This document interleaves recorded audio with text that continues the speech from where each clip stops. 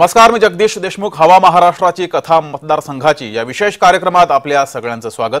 आजच्या विशेष कार्यक्रमात आपण छत्रपती संभाजीनगर मतदारसंघाची हवा ही समजून घेणार आहोत. संभाजीनगरमध्ये कसा प्रचार झाला, प्रचाराच्या वेळेस संभाजीनगरमध्ये काय काय घडलं, कोणते मुद्दे हे निर्णायक ठरले, कळीचे मुद्दे कोणते होते, चला समजून घेऊयात. आपल्यासोबत आपले प्रतिनिधी सुद्धा जोडलेले आहेत. प्रतिनिधी विजय चिडे आहेत, सोबतच महायुतीकडून महायुतीचे नेते संतोष लोखंडे आणि मवियाकडून सागर खरगे हे सुद्धा जोडलेले आहेत. ते त्यांच्या पक्षाची भूमिका मांडतील. मात्र सुरुवातीला जाऊया आपल्या प्रतिनिधीकडे. आपले प्रतिनिधी विजय चिडे यांनी ही संपूर्ण निवडणूक ग्राउंड लेवलला राहून कव्हर केलेली आहे. त्यांच्या दृष्टीने या मतदारसंघात कोणते महत्त्वाचे मुद्दे होते, कोणते प्रचाराच्या दरम्यान कळीचे मुद्दे होते ते समजून घेऊयात. विजय. नक्की जगदीश, जर बघितलं छत्रपती संभाजीनगर लोकसभेमध्ये जे आहे ते सर्वात मोठा कळीचा मुद्दा जो ठरला गेला तो म्हणजे पाणी प्रश्न. हा प्रश्न जो आहे तो अत्यंत मागील 20 ते 25 वर्षापासून छत्रपती संभाजीनगर मध्ये ऐरणीवरती एमआयएम असेल यांनी देखील पाणी प्रश्नावरती जे राजकारण आहे ते केल्याचं पाहायला मिळालं होतं. त्याच पद्धतीने बघितलं महाविकास आघाडीचे नेते जे आहेत चंद्रकांत खैरे हे उमेदवार होते. महाविकास आघाडीकडून जर बघितलं तर महायुतीचे उमेदवार संदीप भुमरे यांच्यावरती दारूच्या प्रश्नावरून जे आहे ते आरोप करण्यात आले होते. भुमरेंच्या दारूच्या दुकानं आहे, भुमरे जे आहेत ते दारू विक्रेते आहेत. हा प्रश्न देखील चांगलाच पेटल्याचा आपल्याला महाराष्ट्रामध्ये पाहिला होता. मध्यंतरी बघितलं तर दोन्ही नेत्यांच्या जे आहे ते रॅल्या समोर आल्या होत्या. त्यामध्ये कार्यकर्ते एकमेकांना भिडले होते. मनसेच्या कार्यकर्त्यांना 200 रुपयाच्या विरोधी पक्ष नेत्यांनी नोटा दाखवल्या होत्या. त्यावरून जर बघितलं तर वाद देखील झाला होता आणि त्यामुळं एकंदरीत जर बघितलं छत्रपती संभाजीनगर लोकसभा ही चांगलीच कळीची ठरल्याची पाहायला मिळाली. तर महायुतीकडून देखील आता महाविकास आघाडीचे उमेदवार चंद्रकांत खैरे यांच्यावरती भोंदू बाबा आहेत पुढ्यात देतात असा आरोप करण्यात आला होता आणि त्यामुळे एकंदरीत जाती धर्माचं राजकारण जे आहे ते देखील छत्रपती संभाजीनगरमध्ये झाल्याचं पाहायला मिळतं. एमआयएमचे खासदार मागील विद्यमान खासदार जे आहेत ते छत्रपती संभाजीनगरमध्ये इम्तियाज जलील होते आणि त्यामुळे या ठिकाणी जर बघितलं तर स्टार प्रचारकांच्या जे आहे सभा देखील पार पाडल्या होत्या. त्यामध्ये खान की बान असा देखील प्रश्न जो आहे तो निर्माण झाला होता आणि छत्रपती संभाजीनगरमध्ये जर बघितलं तर जातीपातीय राजकारण, पाणी प्रश्न आणि आरोप प्रत्यारोप यावरती हे राजकारण जे आहे ते संपूर्ण झालेलं होतं. जी विजय, तुम्ही असेच जोडले गेले राहा. आपण जाऊयात महायुतीचे नेते संतोष लोखंडे आपल्या सोबत जोडलेले आहेत. संतोषजी, पुन्हा एकदा संभाजीनगरमध्ये तिरंगी लढत होती आणि यावेळेस तर शिवसेना विरुद्ध शिवसेना अशी थेट दोन शिवसैनिकांमध्ये लढत होतीये. हो, अगदी बरोबर आहे. संतोष, आवाज पोहोचतोय? हो, जरी लढत शिवसैनिक विरुद्ध शिवसैनिक असली तरी आदरणीय आमचे नेते माननीय मुख्यमंत्री एकनाथजी शिंदे साहेबांनी आम्हाला भूमिपुत्र पालकमंत्री दिला आणि माननीय नामदार संदीपानजी भुमरे साहेबांच्या रूपानं लोकसभेला एक सक्षम असा उमेदवार या छत्रपती संभाजीनगर लोकसभेला दिला. ज्यांनी 2 वर्षामध्ये पालकमंत्री असताना या छत्रपती संभाजीनगर जिल्ह्याला जवळपास 2000 कोटी रुपयाचा विकास निधी येथे वापरला आणि भरपूर विकास कामं त्यांच्या माध्यमामधून येथे झाली. त्याच्यामुळं आम्हाला जो खराखुरा जो शिवसैनिक आहे ते संदीपानजी भुमरे साहेब यांच्या रूपानं छत्रपती संभाजीनगरच्या जनतेने त्यांना ग्रामीण व शहर भागातून भरभरून मतदान दिलेलं आहे. तुलनेनं चंद्रकांतजी खैरे यांनी समांतर जलवाहिनीचा जो काही प्रश्न प्रलंबित ठेवला व वारंवार तत्कालीन त्यांच्याकडे लोकसभेचं खासदारपद असताना त्यांनी वारंवार महानगरपालिकेमध्ये त्या कामात खोडा घालून जो काही त्या पाण्याच्या प्रश्नामध्ये आडसर निर्माण केला होता, तर यावेळी जनतेने त्यांना चांगल्या प्रकारे उत्तर दिलं असं मला वाटतं. जी, तुम्ही या निवडणुकीमध्ये ग्राउंड लेवलला काम केलेलं आहे. तुमच्या मते संभाजीनगरमध्ये कोणते असे निर्णायक मुद्दे होते प्रचारामध्ये ज्यामुळे तुमचा महायुतीचा खास करून फायदा होताना दिसतोय? काय म्हणले साहेब? आवाज. संतोषजी, तुम्ही ग्राउंड लेवलला निवडणुकीमध्ये काम केलेलं आहे. यावेळेस संभाजीनगरमध्ये असे कोणते निर्णायक मुद्दे होते प्रचारामध्ये ज्यामुळे तुम्हाला असं वाटतंय की महायुतीचा उमेदवार विजयी होईल? यावेळेस जनतेने छत्रपती संभाजीनगरच्या मागील 5 वर्षामध्ये जो एमआयएमचा खासदार येथे निवडून दिला होता त्यांनी शहागंज भागामध्ये ज्या प्रकारे दंगल केली आणि थोड्या प्रमाणावर हिंदू लोकांवर दहशत माजवण्याचा जो प्रकार केला त्याच्यामुळं प्रचारामध्ये सर्वात प्रथम मुद्दा आमच्या समोर जो नागरिकांनी व्यक्त केला तो म्हणजे हिंदुत्व होता. आणि यानंतर पाणी प्रश्न असेल, त्याच्यानंतर जे काही मोदीजींच्या नेतृत्वाखाली केंद्र सरकारच्या माध्यमामधून जे 2.8 लाख किलोमीटरचे जे सिमेंटचे रस्ते, मोठमोठाले महामार्ग तयार झाले, त्याच्यानंतर वंदे भारत ट्रेन सुरू झाल्या, त्याच्यानंतर प्रभू श्रीरामाचं जे मंदिर भव्य उभारण्यात आलं.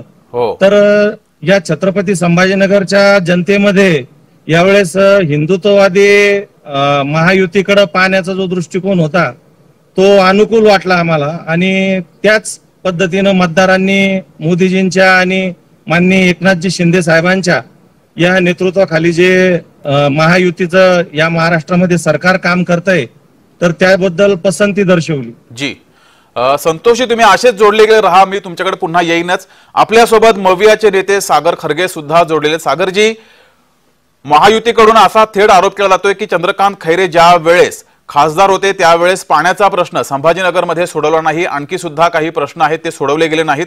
तुमच्या मते संभाजीनगरमध्ये ही जी निवडणूक पार पडलेली आहे या निवडणुकीमध्ये निर्णायक असे कोणते मुद्दे होते ज्याचा चंद्रकांत खैरे यांना फायदा होऊ शकतो, मवियाला फायदा होऊ शकतो आणि मवियाचे उमेदवार विजयी होऊ शकतात? नक्कीच आमचे जे मित्र होते त्यांनी जे आमच्यावर बोलले त्यावर मी नंतर येतो. सर्वात आधी आमचं महाविकास आघाडी म्हणून आम्ही जी निवडणूक लढवतोय खैरे साहेबांनी, त्यामागे आमचा विकासाचा हा एक मुद्दा होता.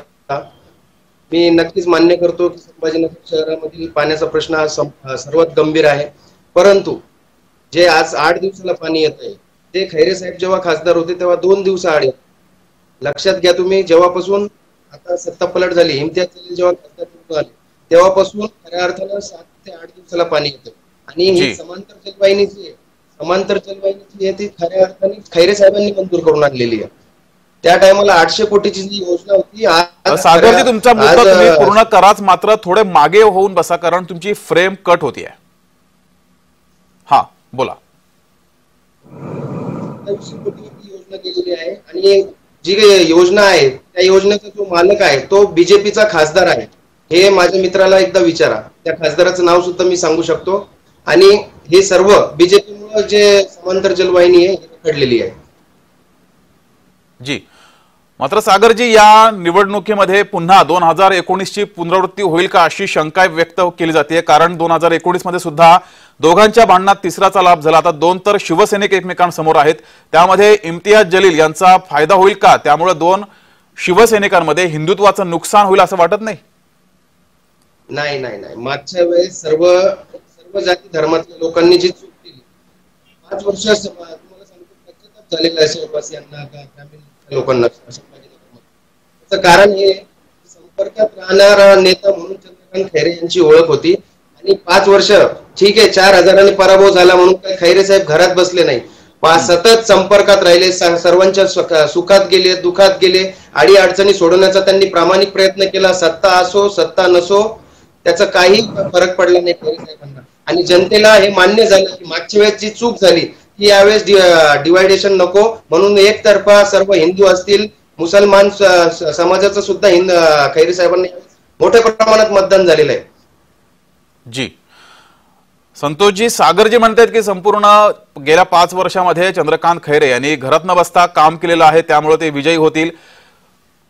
संदीपान भुमरे विजयी होऊ शकतात अशी कोणते तुम्हाला मुद्दे वाटतायत? कोणते असे मुद्दे आहेत जे प्रचारामध्ये सुद्धा दिसले किंवा कोणती अशी कारणं आहेत ज्यामुळे संदीपान भुमरे यांचा विजय होऊ शकतो? सागरजींना माझा प्रश्न आहे की आज हिंदू मतांवर हक्क सांगण्याचा त्यांना अधिकार राहिलेला आहे का? ज्या खैरे साहेबांनी एक मतदानाच्या 8 ते 15 दिवस आधी मुस्लिम अल्पसंख्याक मताचा लाभ होण्यासाठी एक व्हिडिओ क्लिप जारी केली होती आणि त्याच्यामध्ये ते एक विशिष्ट धर्मियांच्या प्रार्थना पद्धतीविषयी सांगत होते.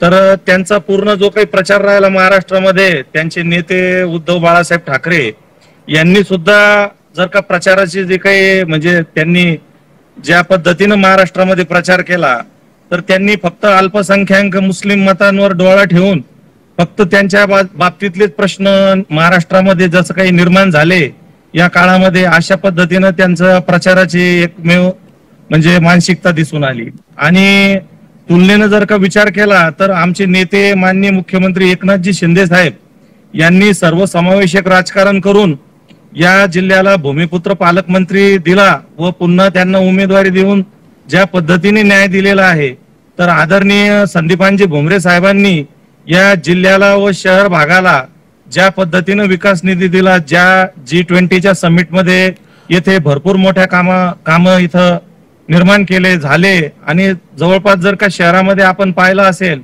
तर सिमेंट कॉन्क्रीटचे रस्ते तयार झाले, बाजूला समृद्धी संतोषजी, महामार्गाचं तुम्ही काम म्हणताय की पूर्ण झालं. आता संदीपान भुमरे यांनी या ठिकाणी प्रचंड काम केलेलं आहे. आपल्याला वेळेची मर्यादा आहे. तुमच्या मते संदीपान भुमरे किती मताने विजय होऊ शकतात? हे बघा, आम्हाला गंगापूर भागामधून सर्वाधिक मतदान मिळेल, त्यानंतर वैजापूर, त्यानंतर औरंगाबाद, आपलं छत्रपती संभाजीनगर पश्चिम जो मतदारसंघ आहे या ठिकाणून विक्रमी मतदान आम्हाला झालेलं आहे. त्याच्यानंतर पूर्व आणि आकडा सांगा, कारण आपल्या त्यानंतर वेळेची मर्यादा आहे. किती मताने विजय होऊ शकतात? आमचा जो काही प्रचाराचा अंदाज आहे त्या हिशोबानं मतदान ज्या पद्धतीनं झालं तर संपूर्ण हिंदुत्ववादी मतदारांनी आम्हाला मतदान केलेलं असल्यामुळं जवळपास 1 ते 1.5 लाखाच्या फरकाने ठीक आहे. आदरणीय भुमरे साहेब येथून विजयी होते. सागरजी, आपल्याला वेळेची मर्यादा आहे, वेळेमध्ये कार्यक्रम संपवायचा आहे. तुमच्याकडून ही शेवटची ही कमेंट्स घेतोय. तुमच्या मते चंद्रकांत खैरे हे किती मताने विजयी होतील? अगदी थोडक्यात. खैरे साहेब यावेळेस कमीत कमी लाखाच्या फरकाने निवडून येतील आणि भुमरे साहेब हे 3 नंबरवर राहतील. ठीक आहे. तर संतोष लोखंडेजे आणि सागर खरगेजे, धन्यवाद. तुम्ही तुमच्या पक्षाची बाजू मांडलीत. सोबतच आपले प्रतिनिधी विजय चिडे सुद्धा आपल्यासोबत जोडले होते. त्यांनी सुद्धा इथला आढावा थोडक्यात आपल्यासमोर मांडला होता. तिघांचेही धन्यवाद आणि कुठेही जाऊ नका, बघत राहा जय महाराष्ट्र.